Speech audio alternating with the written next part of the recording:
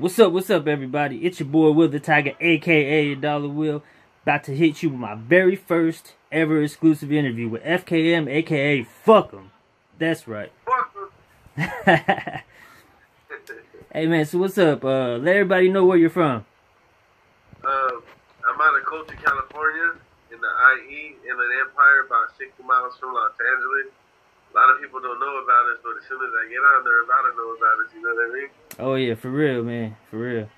Can you give me, like, a short background or whatever on how you got involved in rap? How I got involved, like, in the industry this time, or just how I started rapping? Yeah, well, how it started. How you became a rapper. Man, I think I was about in 5th or 6th grade, and I used to live in some apartments, and I heard this guy rapping, and people just started crowding around him, and he like controlled the crowd, and everybody was like cheering him on. And at that moment, I looked and I was like, man, I want to do that. Like, that's what I want to do. So ever since then, I just started like reciting lyrics to myself, and I just picked it up, and I got pretty good at it. I mean, my vocabulary is pretty good, so I've been doing it ever since. And as far as getting into the industry, it just happened by chance. One day I was at work, and I was wondering, like, man, what am I doing here? Like, why am I working when I got a pretty good talent? So I got on Facebook, and I decided to message Capone. And 3 minutes later, he answered me, and me and him been talking ever since. And he gave me a chance to go out to Hollywood and record in the studio, and I've been recording music ever since, you know? So he must have heard, like, some of your old music or something like that. That first Flow Killa, man. That video that I showed him, it was the Flow Killa 1. Yeah, that shit was raw.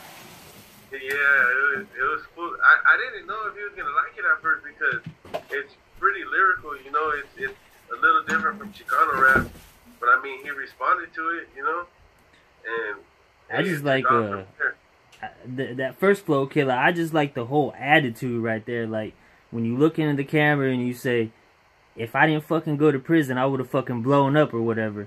I was like, shit, I know this shit's gonna be raw right here.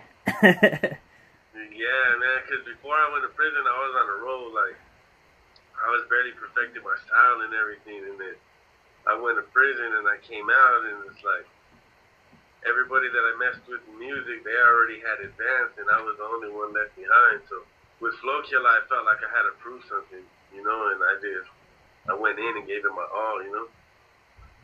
Oh man, you can definitely tell. If anybody wants to check out Flow Killa, it's on YouTube. Look that shit up. FKM Flow Killa.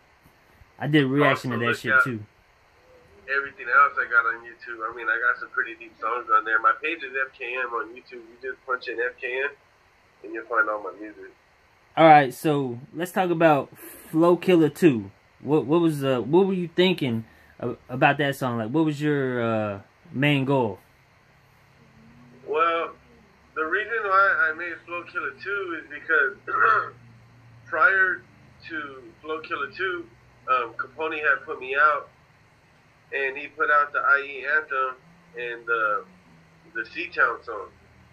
And I was looking at a lot of reviews, and I was looking at a lot of comments, and everybody was like, man, this guy can't rap. Like, damn. Like, I thought Chicano rap was dead, and who is this guy? And I'm thinking, I purposely made those songs the way they sound. I made the IE Anthem to sound like a Chicano rap song. I targeted an audience.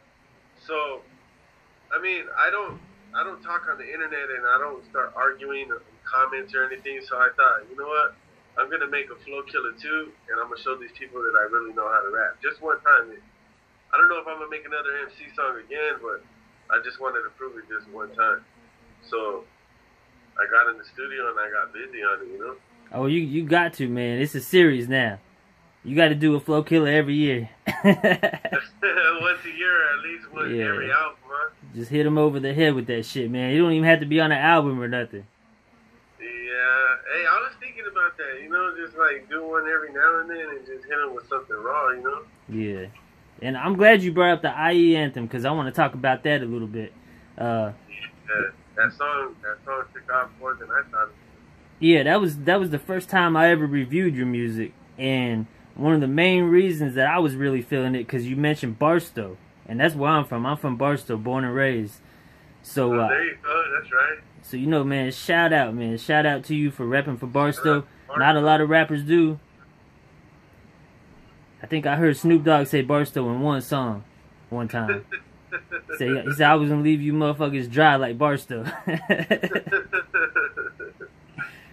Yeah, I had to show everybody love. When I did in the IE song, I mentioned every city that had a neighborhood in it. So yeah. You know, I left out maybe like 2 cities like Hesperia and Apple Valley, but I didn't really know too much about them back then. But other than that, I think I covered pretty much everybody that, you know, gangbanging and that's active in the hood. Well, you know, man,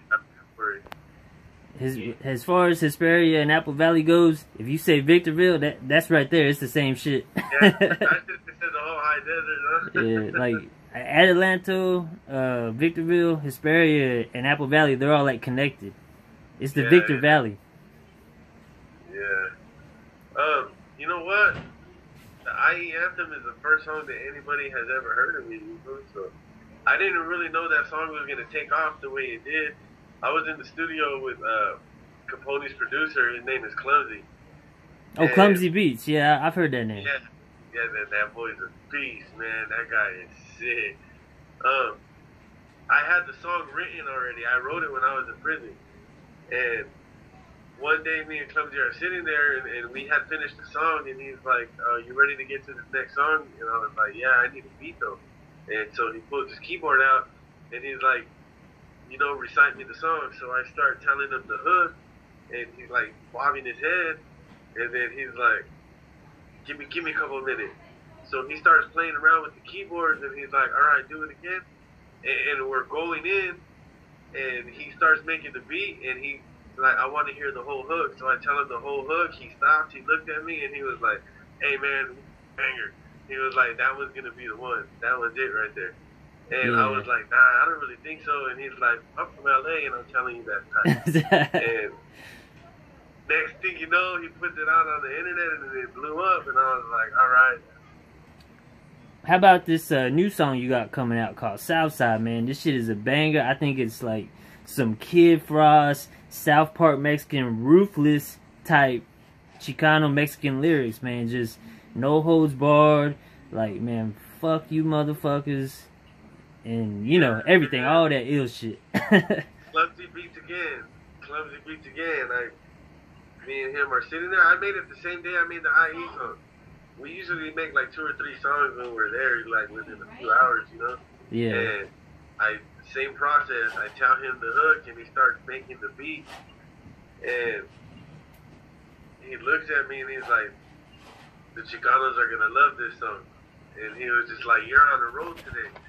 And I was like, you think so? And he was just like, Chicanos are going to love this song.